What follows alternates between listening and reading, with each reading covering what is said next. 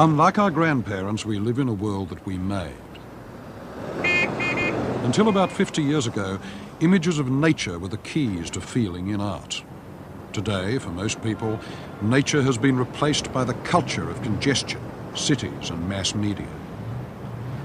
We are crammed like battery hens with stimuli, and overload has changed our art. Capitalism plus electronics gave us a new habitat, our forest of media.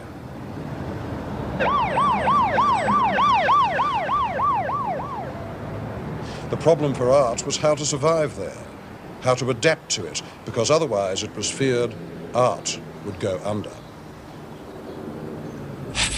Well, it's Saturday night and I just got paid. Come up by morning, don't try to save. My heart says go, go, have a time. 'Cause it's Saturday night and baby, I'm feeling fine. Gonna rip it up, gonna rock it up, gonna shake it up, gonna ball it up, gonna rock it up, and ball tonight. Got me a date and I don't be late. Pick her up in my 88. Shack on down to the Union Hall. When the jump starts jumping, I'll have a ball. Gonna rip it up, gonna rock it up, gonna shake it up, gonna ball it up, gonna rock it up, and ball at night.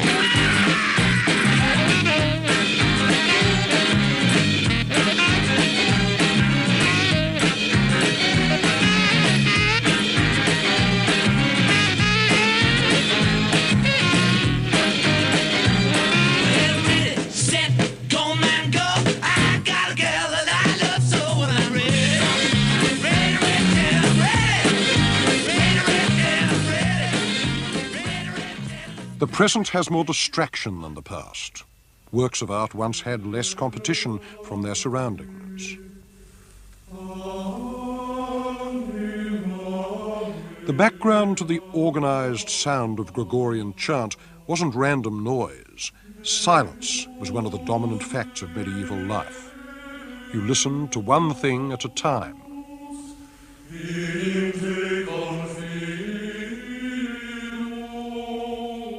In a pre-technological world, you also looked at one thing at a time. Things could not be reproduced. No print, no film, no cathode ray tubes. Each object singular. Each act of seeing transitive. Not today. Today, the object splits into a swarm of images of itself, clones, copies. The more famous an object is, the more cultural meaning it has, and the more unique people say it is, but the more it breeds. Mass production strips the image of its complexity so that it resembles a sign. A sign is a command. It's something you take in all at once. It means one thing only. It isn't any better for being handmade. Pictures are different. They're more complicated. They mean a lot of things. You scan them, and their meaning adds up and unfolds. You don't get it all at once. Pictures educate. Signs discipline. Mass language always tends to speak in the imperative voice. The idea of sitting down and painting this landscape like an impressionist was obviously absurd. But how could art defend itself against a torrent of signs which were more vivid than its own images? By assimilating them, by grafting the vitality of media onto what had become a wilting language. That, at any rate, was the hope. In the 19th century, the world of the Industrial Revolution appeared in landscape painting, slowly pushing its way into a fixed aesthetic category like an intruder in paradise. Manufacture invading nature. The sign found its way into art a little bit later. The gap between the formal speech of painting and the lingo of signs began somewhere after 1900, when a few artists and poets realized that print was all around them and that it made up a visual language which art, up to then, had barely even scratched. The prophet of this was the Polish-French writer Guillaume Apollinaire, the poet of Cubism. You read handbills, catalogues, posters that shout out loud, "Here's this morning's poetry." And for prose, you've got the newspapers. Sixpenny detective novels full of cop stories, biographies of big shots, 1,000 different titles. Lettering on billboards and walls. Door plates and posters squawk like parrots.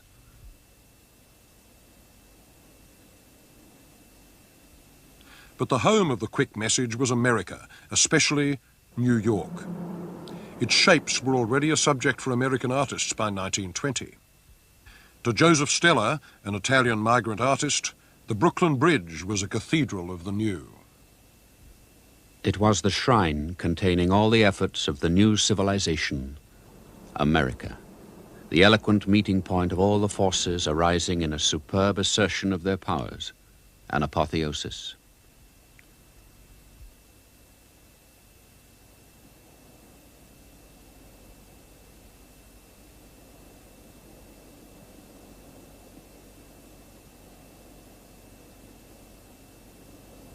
The vision of the new city as sublime, as a temple of progress, almost a new Jerusalem, was felt by other artists.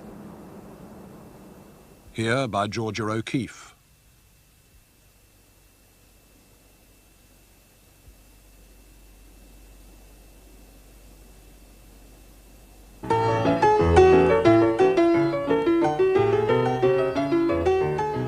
But in the late 20s and early 30s, none of them were interested in the street lingo, the flashing ads in lights, which astounded every out-of-towner in New York. That was too vulgar. It stood for the commercialism that American painters wanted to repudiate. The heroism of work, that was an acceptable subject. But the signs that sold the products of work, no. There was one exception, an American painter who loved what he called the New York visual dialect, Stuart Davis. Davis belonged to the same generation as Hemingway, and like him, he went to Paris and was deeply changed by contact with the French avant-garde. Cubism formed his style. Before he got to France in the early 1920s, Davis was doing Cubist-type paintings. But the brand names and words and signs dominated them as they had never been allowed to dominate a Braque or a Picasso. This painting was the precursor of all American pop art. The brand name itself was a kind of icon for Davis. It was fast, it delivered its meaning in quick bursts, and in painting it was a found object, a visitor from another medium. The word gave Davis's painting its rhythm, the choppy rhythm of American life as he felt it. The clue to that rhythm was jazz. Davis believed jazz was the first real American modernism.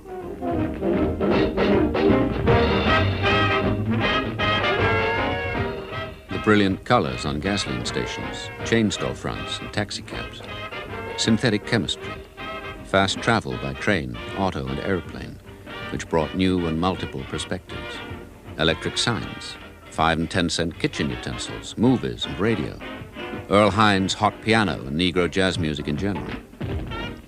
In one way or another, the quality of these things plays a role in determining the character of my paintings. Paris school, abstraction, escapism? Nope, just color space composition celebrating the resolution of stresses set up by some aspects of the American scene. But in their time, the 40s and 50s, Davis's images of mass culture were on their own. No major American painters were ready to go so far into the badlands of other media or to do it with that mixture of cool and brashness. Then, around 1955, some others did enter them, but from another direction.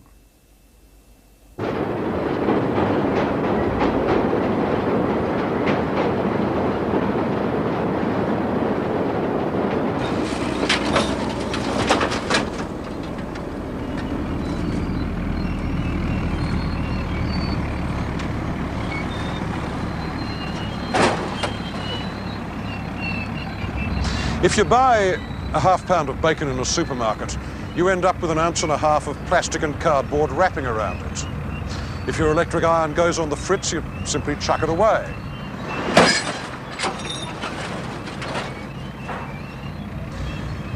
One of the peculiarities of a place like the city dump is that it makes you realize that New York throws away in the course of a week probably more manufactured goods than were produced in 18th century France in the course of a year.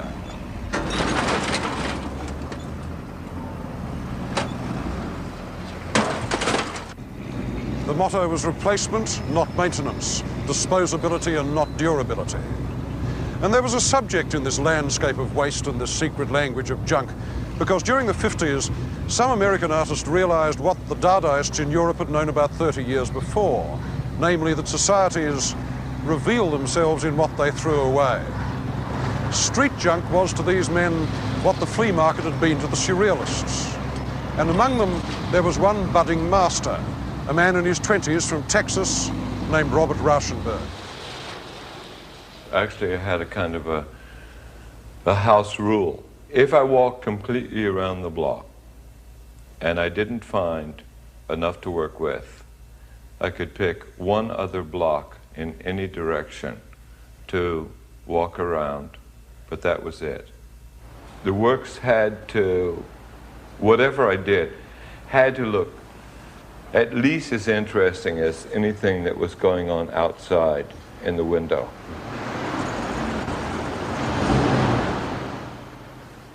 The result was his combines, large collages of refuse, things found and resurrected.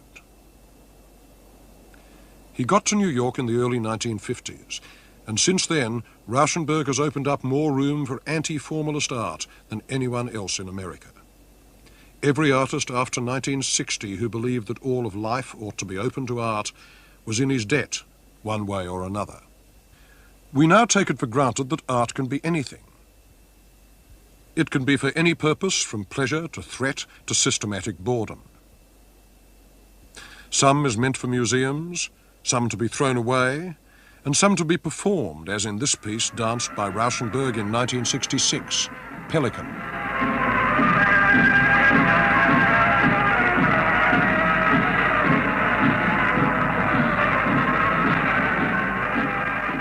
This plurality at the end of the 70s is largely due to what Rauschenberg did in the 50s and 60s. Its roots are in Dada, and especially in the collages that Kurt Schwitters made in Germany in the 20s and 30s. Merz pictures, he called them, modern city life describing itself in its own waste. Junk, torn posters, old photos, tickets. Rauschenberg applied this to the even brasher life of the American city. The New York streets gave him his palette of objects. In the studio, he sorted them out and glued them down. I tended to work in things that were either so abstract that no one knew what this object was, or it had been so mangled that you couldn't recognize it anymore, or something so obvious that you didn't think about it. He punctuated them with slathers of paint. These painted links are what Rauschenberg got from abstract expressionism, and they remind us that the things in his combines are meant to hang together as paintings and not just sit there as objects. But the combines were meant to look a bit random. Each one was a rendezvous where the common objects of the day could gather. Monogram was the most notorious of all the combines. Why the goat? Partly, I guess, because he had one as a pet when he was a kid in Texas. He was bereaved by its death, and he wanted to resurrect it. Animals have one main use in Rauschenberg's art. They're innocent witnesses, survivors of nature in a flood of culture. Why the title? Because monograms lace through one another, as the goat does through the tire. But if you ask why it has lasted, why Monogram keeps its shock value despite 20 years of reproduction in the history books, the reason is probably sexual. The goat in the tire is one of the wittiest images of sexual penetration ever made by an artist. Jasper Johns was always bracketed with Rauschenberg in the 1950s. Actually, the two of them were utterly unlike one another. Where Rauschenberg's work was garrulous, Johns was terse. Rauschenberg breathed out, but Johns breathed in. His work was about difficulty. It was extremely subtle and didactic, and like Marcel Duchamp, his mentor, Johns was interested in the ready-made image. He wanted to use things that were so simple, so familiar, that, as he put it, they left him free to work on other levels. New York painting had been full of inventions, of displays of character. Johns would show what could be done with things that were not invented, things that were so well known that they weren't well seen. Very early on, Johns gave a clear outline of his theme, which is the difference between science and art, which helps you understand the way in which art operates. He did this at first by painting targets. Now, everybody knows what you do with a target. You pick up a gun and you shoot at it. But this means that you're looking at the target in a particular way, because all your attention is fixed on the bull. You're not concentrating on the outer circles. In official language, one would call this an extreme example of hierarchical perception and selective looking.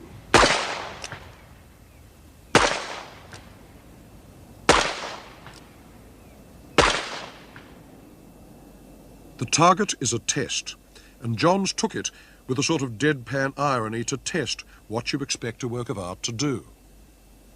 The painting denies the use of a real target. The fact that it is painted with all those dense touches of encaustic so lovingly, like the skin of one of Cézanne's apples, means that you're not meant to look at it the way that a marksman does. The centre is not more important than the rings. Every bit of the surface is equally important. You look at the whole of the picture. And so a sign, a target, has been turned into a painting fit for the museum stare, which must be scanned. Two contradictory ways of looking. A paradox. On top of his painted target, he adds plaster casts, and there's another paradox with them. One wants to see them as images, perhaps elements of a portrait. But they're more like fossils, specimens, visual words that stand for classes of things: ear, hand, penis. The image turns into a sign, and thus inside one painting you have two ways of seeing, the sign becoming a painting and sculpture becoming a sign. No country has a more elaborate cult of its flag than America. It's the best known sign in the whole culture. The eye recognizes it in a flash and passes on. But the art of painting is to delay the eye. This is not a flag. Its motto comes from Magritte: this is not a pipe. Why? Because it's a painting. This is a painting too. It has stars and stripes and it's made of cloth, but it is not a flag. Paint can make almost anything abstract, even a subject as highly charged as the American flag. We see the painting first, that pale, perfect skin, and the flag beneath it, the sign, has lost its power to command. It's real, but it's also completely abstract. Flags are only as flat as this in the ideal space of art. He did the same thing with numbers. He wasn't a great colorist, but as a tonal painter, Johns had no American rivals. So one ends up thinking of pictures like this, so beautifully made, not in the context of sums or computer displays, but as the end of a tradition of still life that begins with Chardin. These aren't beer cans. They're made out of bronze and then painted. So they're sculpture, pretending to be junk, pretending to be art. The brushes aren't real either. Neither is the coffee can. They're bronze too, and painted. John's work was seldom what it seemed to be. It was always about something else, about irony, manipulation, tradition, and the defense of painting in the face of a mass culture environment. You'd suppose the stage was set for pop in the 50s in America, and certainly the materials were there. But the culture from which pop sprang wasn't at all respectable as far as American artists in the 50s were concerned. Giant plastered donuts were what they had to defend their art against. After all, they had to live with this stuff, and there was nothing remotely exotic or pleasing about it. To them, it was the nightmare from which they couldn't wake, the erosive splurge of mass cult, of vulgarity. But the English didn't have to live with it, and so in the 50s there were some English artists who saw the gross sign language of American cities with the kind of distant longing that Gauguin felt for Tahiti. They'd grown up with austerity and rationing and Dr. Strachey's national health teeth, but Hollywood had shaped their dreams. Forever young, forever sexy, and forever swollen with abundance. One of the inventors of pop back in the early 50s was an Englishman, Richard Hamilton. Everybody seemed to go to the same kind of sources. Everybody that was doing interesting work at that time and wanted to be figurative tended to go to second-hand material. They went to the mass media, something that had already been converted from real life into processed pulp, processed television, processed cinema or newspapers or whatever. And the visual world became a new landscape of secondary filtered material. In one of Hamilton's collages from 1956, the word pop appears in art for the first time, linked to a sort of Beverly Hills dream world. My own interests were certainly very specialized in that. It seemed to me that the advertisers were manipulating the public in a very skillful and interesting and amusing way. That the difference between pop art and popular art is the fact that pop art is sophisticated, it's not done by the masses, but it's done by highly professionally trained experts for a mass audience. For the connoisseur who has everything. At last, a work of art to match the style of modern loving.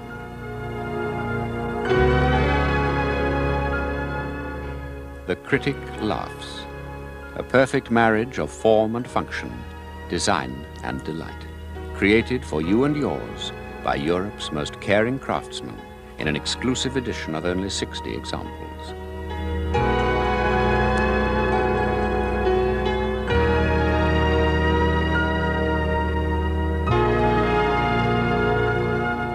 The critic laughs, thrilled to the sensation of ownership. Hamilton is proud to present its new multiple. The Critic Laughs by Hamilton.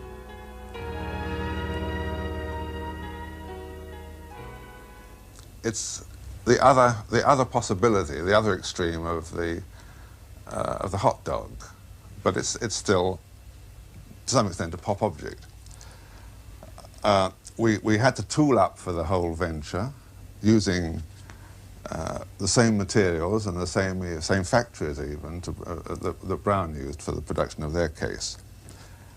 Made an instruction book and a guarantee card and tried to repeat the whole process of consumer product presentation. Of course, it's sold not in supermarkets or in chemist shops or in department stores, but in rather smart galleries throughout the world, or presented in exhibitions in elegant museums. I've also made posters of this kind of subject and all the other ephemeral material, and the idea of making a commercial seems to me to be the realization of a dream when you can go through the whole analogy of producing the object and making all the literature and then come to the great finale, which is that you make a film and present it on TV in the form of a commercial. And that whole process is the work of art, to my mind. That is the work rather than the single object. That the analogy is what's to the industrial and advertising process is much more important than the object as a sculptural form.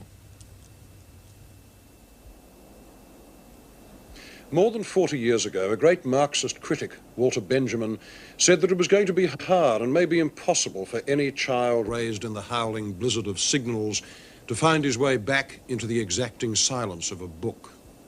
Benjamin died in 1940, but what he feared from radio and cinema and advertising came 1,000 times truer with mass television. The box you're watching has done more to alter the direct discursive relationship of images to the real world, on which painting used to depend, than any other invention this century.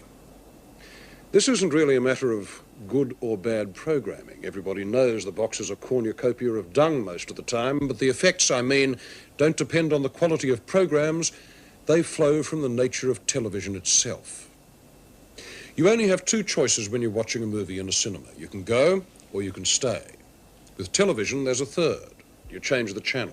But there must be. Heard all of it. As well as it was. Candidate's wife. California, and we're going to have a lot of How do you like? Bolts, be my guest. really lengthen out yesterday. Judy Woodruff. Anyway, it really has. There have been two examples.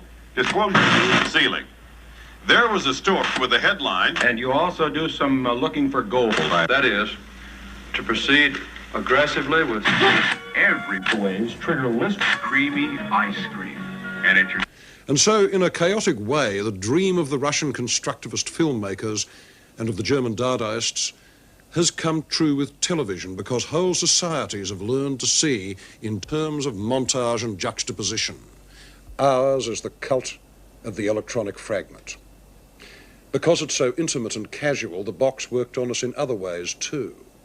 Its images had a weird, contradictory kind of tone.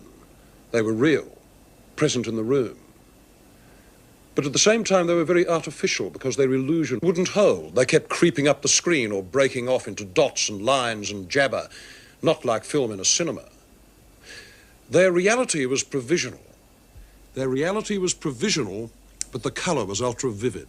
Electron colour, not the colour of ink or nature or paint. Television messages get to you in small packets. You don't scan the screen as you scan a painting, and you don't inspect it the way you might inspect a Chinese vase. The fate of these messages, these images, is to get equalized. Catastrophe, love, war, soap, they all pour forth in an overwhelming glut. And like radiation, which in fact they are everywhere. And they have affected art. And one of the artists they most affected in the 60s was Rauschenberg. He lives a long way from New York now, on an island off the Florida coast. No junk here, but his work is still saturated with images from the media.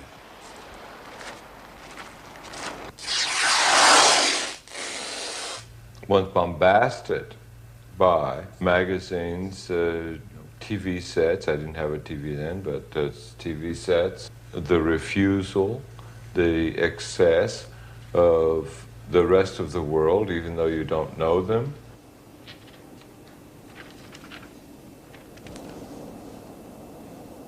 I can't move again until, if I forget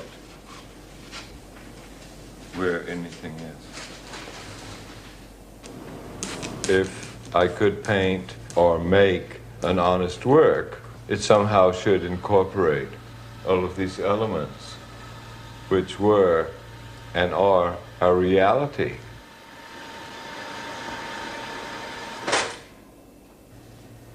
Collage is a way of getting an additional piece of information that's impersonal.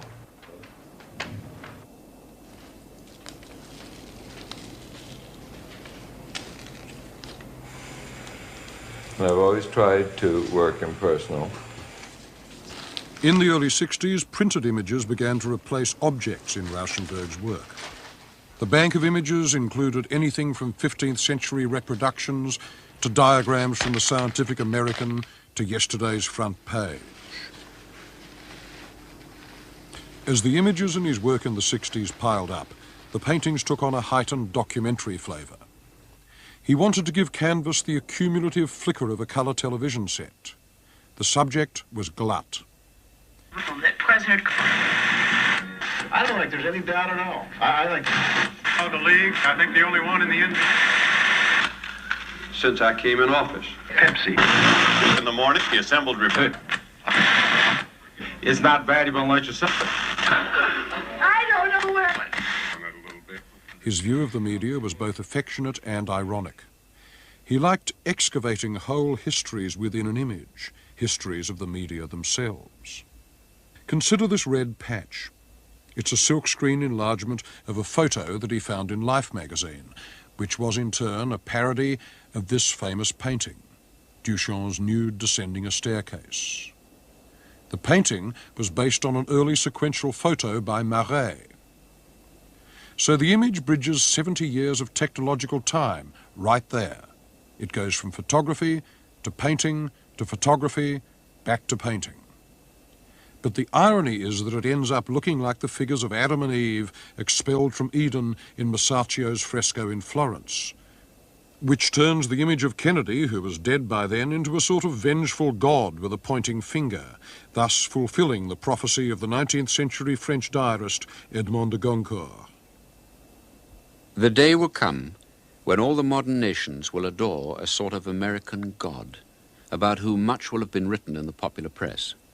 And images of this god will be set up in the churches, not as the imagination of each individual painter may fancy him, but established, fixed once and for all, by photography.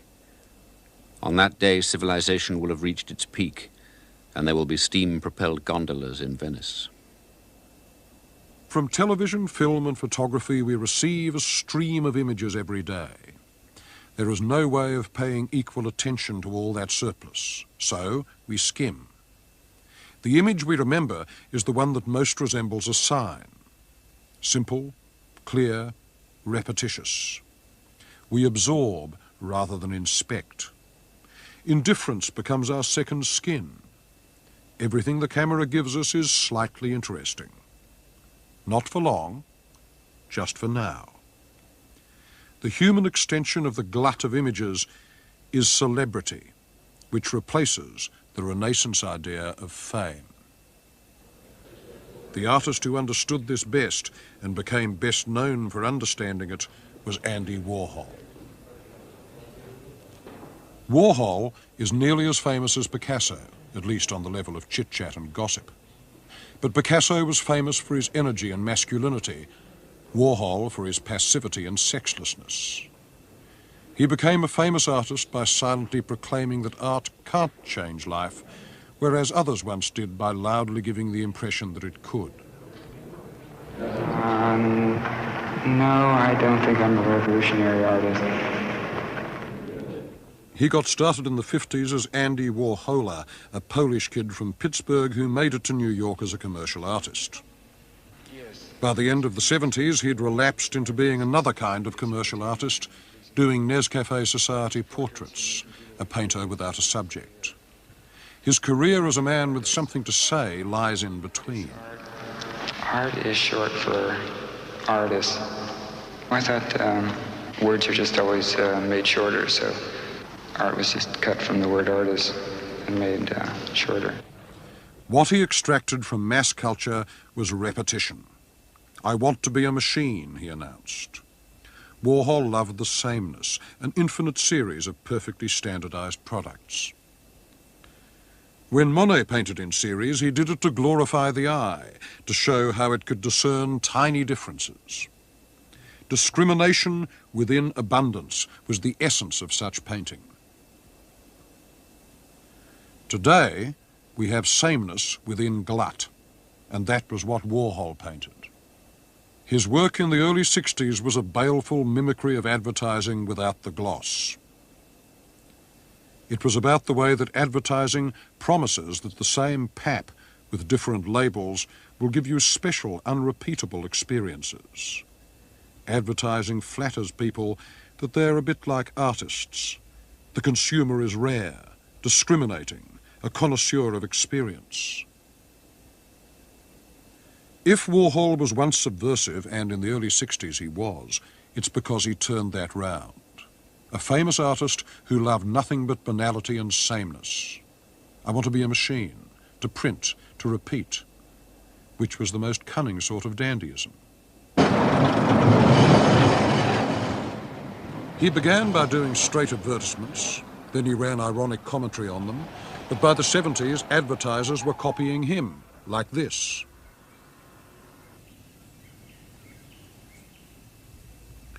Warhol's autistic stare was the same for heroes and heroines. All you learn is that celebrity breeds clones, thousands of signs for itself, a series without a limit. The image is less painted than registered. No nuances, just slips in the silkscreen. It looks coarse, grainy, quick.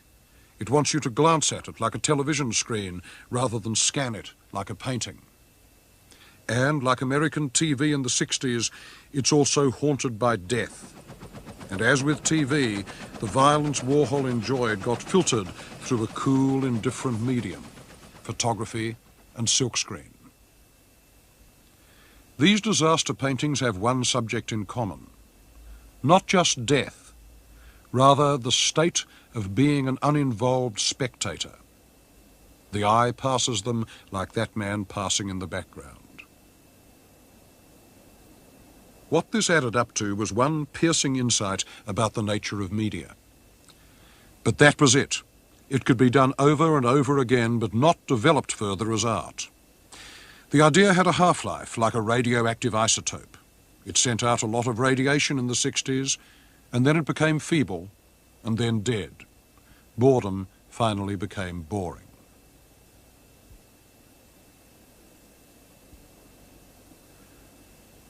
But the nature of mass imagery fascinated other artists in the 60s as well. If Warhol and Rauschenberg were into television, Roy Lichtenstein was about print. His best-known source was American comic strips of the 40s and 50s, the stuff that artists of his generation who made the pop movement grew up on. To its detractors, it looked about as challenging as bubblegum. Take a comic and blow it up. But there was more to it than that.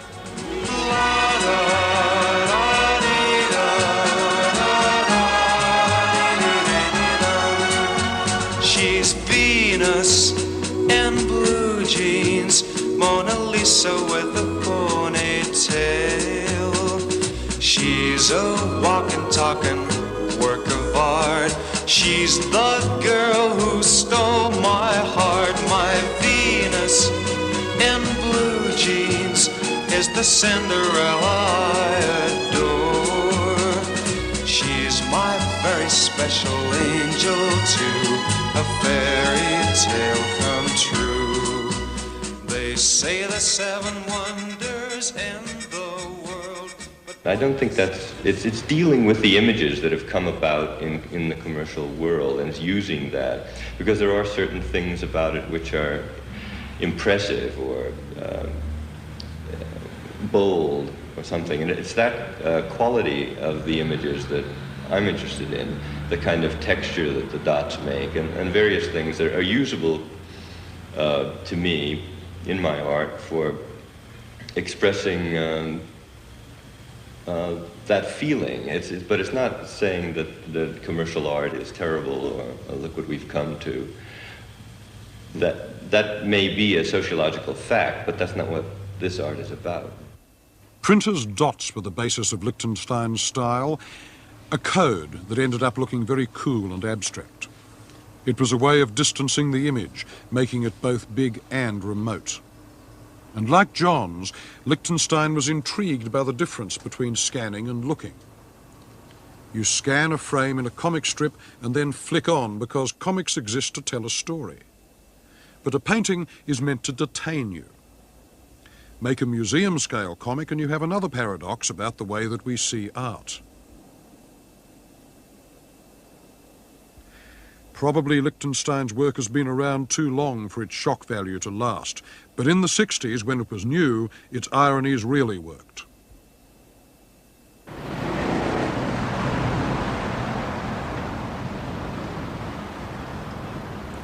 Another source for art in mass culture was the American billboard. James Rosenquist used to paint them for a living. In my billboard painting experience, I painted hundreds of square feet of Franco-American spaghetti, and I painted large beer glass, 60 feet long, and some bacon, huge pieces of bacon, and the salesman would come along and they'd say, "That beer hasn't got enough hops in it, you have to make it a little bit lighter," or "The bacon is dirty," or "That It's Franco-American spaghetti orange is dirty, so I'd go home at night with it saying, oh no. There's a kind of Buckeye surrealism in big American advertisements, with their weird meetings of image and their overlaps and sudden cut-offs and giant sighs. And that went into Rosenquist's paintings. They had a casual narrative style, but enormous, the scale of 19th century history painting. Like billboards, they were about paradise, but a paradise of consumers, fatally compromised. Rosenquist summed up his ambition to be a painter of American history in the one major painting that the Vietnam War provoked, the F-111. The title comes from a bomber the Americans were using against the Vietnamese. Rosenquist distilled a sour irony from the contrast between that killing machine and those emblems of the good life, the life that so many Americans believed was being defended outside Saigon in 1965. Pop was big and brash. It had learnt that from other media. But there was no chance it could survive outside the museum. On the street, real mass culture would have simply crushed it. This gap between art and life was not closed. Now and again, an artist would try putting a big picture among the billboards. This one is by Alex Katz. A set of pretty upper bourgeois American profiles with one black face thrown in can do nothing against 42nd Street.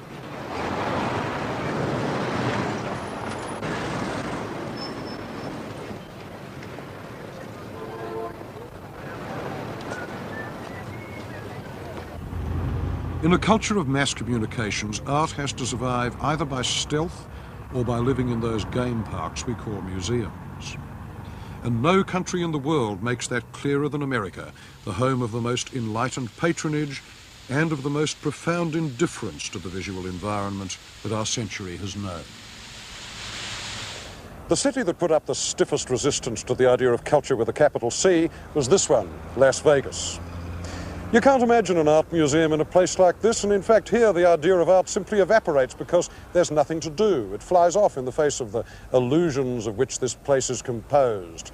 Sudden wealth, endless orgasm, Dean Martin. This is the Disney world of terminal greed, and no wonder it had such an enormous appeal to the pop sensibility, because here you have an infinite variety of signs which are all plugging exactly the same product, luck.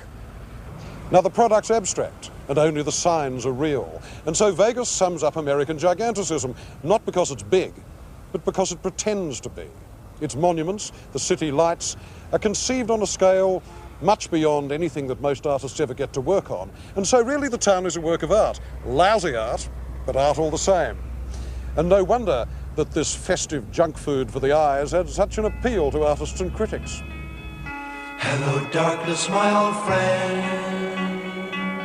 I've come to talk with you again, because a vision softly creeping left its seats while I was sleeping, and the vision that was planted in my brain still remains within the sound of silence. In restless dreams I walked alone, narrow streets of cobblestone, neath the halo of a street lamp. I turned my collar to the cold and damp, when my eyes were stabbed by the flash of a neon light that split the night and touched the sound of silence. And in the naked light I saw 10,000 people, maybe more, people talking without speaking, people hearing without listening, people writing songs. There is no way that museum art can rival the commercial extravaganzas of the real world. The artists who worked with neon and lights in the 1960s certainly couldn't. Their efforts were as pointless as building a souvenir that rivaled the Eiffel Tower. Who's a die you do not know? Silence like a cancer grows. Hear my words that I might teach you. Take my arms that I might reach you. Put my words like silent raindrops fell and echoed in the wells of silence.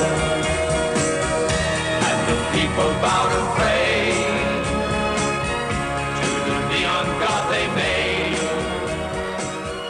And the sign flashed out. In fact, there was only one artist who took on the full weight of the American commonplace, its giganticism, its power of spectacle. But he did it by irony, and his work went far beyond any limits one could assign to the pop sensibility. He was Klaus Oldenburg, the thinking person's Walt Disney.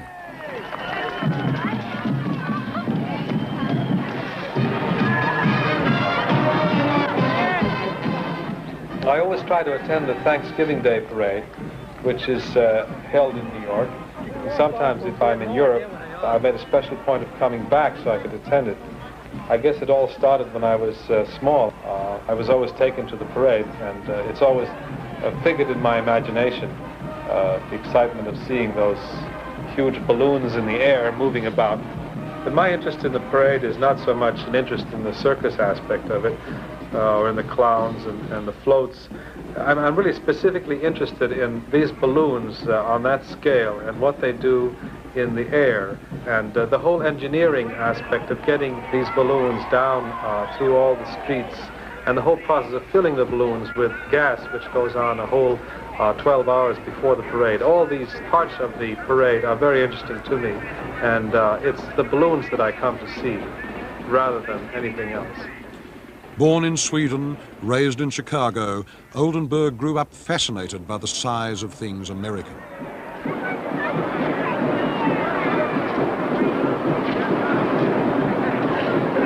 Oh, wait, there he is, right there.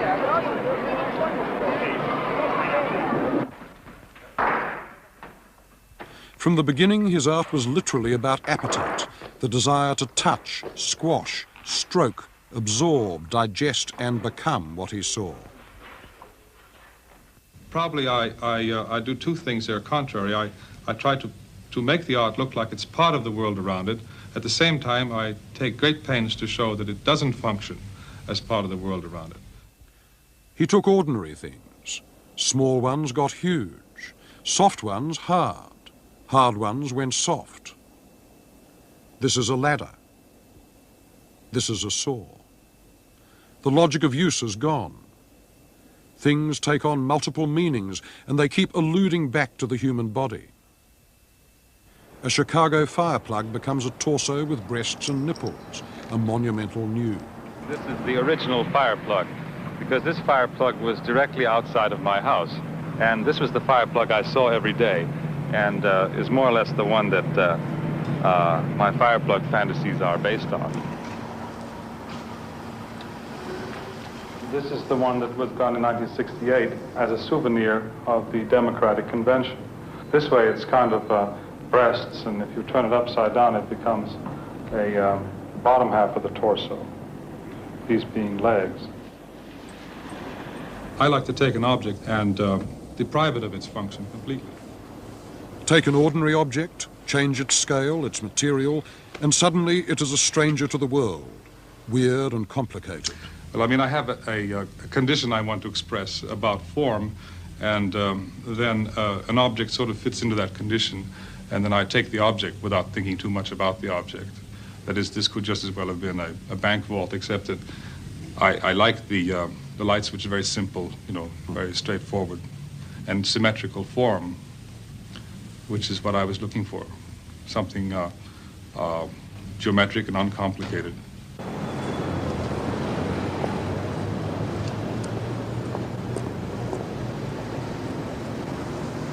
I suppose the best examples of this recomplication of an ordinary thing back into an image lie in Oldenburg's sculptural projects, his big ones, the monuments. Not very many of them have actually been built, but in Philadelphia, this one was. And what could be more ordinary than a clothespin? But on the other hand, you'd have to go some way before you found anything more dreamlike and grotesque than a clothespin 40 feet high. Like a monster in a movie, it suggests that the real world has somehow contrived to rise against its owners. But it's also partly human, a fact which underscores its monstrosity. The clothespin has 2 legs, and one is encouraged, therefore, to read it as a man. The spring clip on the thing's torso suggests compression, force, inhibition. The angles are all sharp and there's nothing flabby.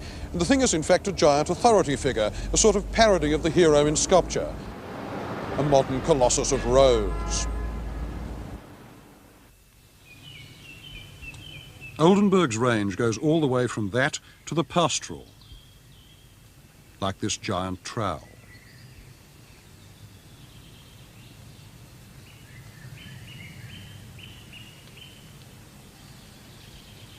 In his power of invention and his drive to impose his whole self on the world, fears and all, he is the nearest equivalent to Picasso that America has yet produced. But for every artist of Oldenburg's seriousness, there were 100 bandwagoners. By the end of the 60s, the pop sensibility was like a mechanized carnival. The avant-garde takes over the electronic village, and the prophet of this idea, a Canadian professor named Marshall McLuhan, was one of the last thinkers in the world to believe that artists were still ahead of the game. The artist is the enemy. But in our time, the artist has become the very basis of any scientific power of perception or making contact with reality. It now seems that McLuhan was wrong. The game had finally got ahead of the artist. One of the catchwords of the late 60s in art as in gossip was information. And since the medium was the message, the quality of information was not held to matter very much. The sheer amount of it was so glamorous. When you surround people with electric information, the overload of information becomes fantastic. The amount of information in the environment under electric conditions is many times greater than that of the normal human environment pre-electric. And there's only one natural response to such overload, and that is pattern recognition. American educators are so serious that they exude parody all the time, and this place is a parody of the McLuhanist state of mind. It's called the Living History Center, and it's in Philadelphia. We like this country very much, really. Here, the kiddies can have what is called a non-elitist, multidimensional environmental learning experience. Translation: compulsory fun. They can listen to bits of the Declaration of Independence on the phone. They can look at period photos and bus tickets on the big index wheels. And they learn nothing. The medium is the message here, and it turns the brain to cornflakes. We hold these truths to be self-evident, that all men are created equal, that they are giant petal curving down. Creamy white outside, rose-colored inside. It still retained that shape when we last gazed at it from a distance. The world will note that the first atomic bomb was dropped on Hiroshima, a military base. We won the race of discovery against the Germans. We have used it in order to shorten the agony of war, in order to save the lives of thousands and thousands of...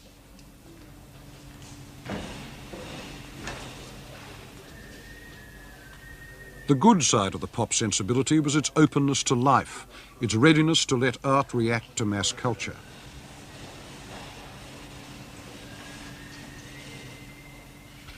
The bad side was the manipulation and promotional garbage that flooded the art world in the 60s. Instant this, instant that. Probably you couldn't have one without the other.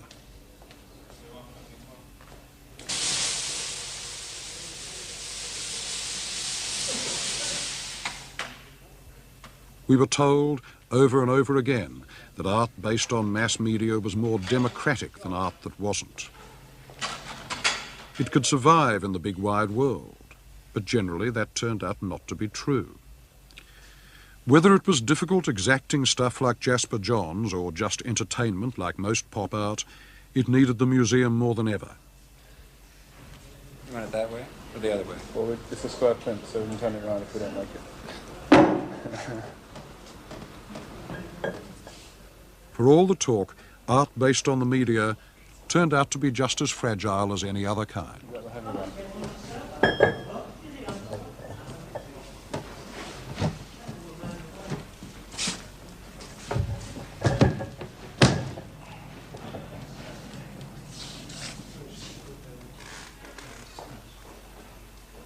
The trouble is that in a showdown, any showdown between painting and the big media, painting cannot possibly win. People believe what they see on the screen, in photos, or even on the box, but nobody extracts the essential information for the conduct of their lives from looking at paintings anymore. The thing is that, compared to the media, art's a small thing. It's just a vibration in a museum, really. And it deals with what hasn't already been said. It isn't even a very good religion. But once it gives up its claims to seriousness, it's shot. The pop sensibility and its ironies nearly took these claims away, dissolved them in the doctrine that the medium is the message. But then it became apparent that all this doctrine boiled down to was the idea that it doesn't matter what art says. Now, perhaps Andy Warhol was right for his moment when he said that pop art was about liking things. But even so, it's not enough. Man is an animal who judges. And even in a culture which is split as disastrously in as many ways as ours has, the problems of choice and taste and moral responsibility for images still remain. In fact, they get harder. But the rock upon which the avant-garde sank was that art could no longer control that responsibility.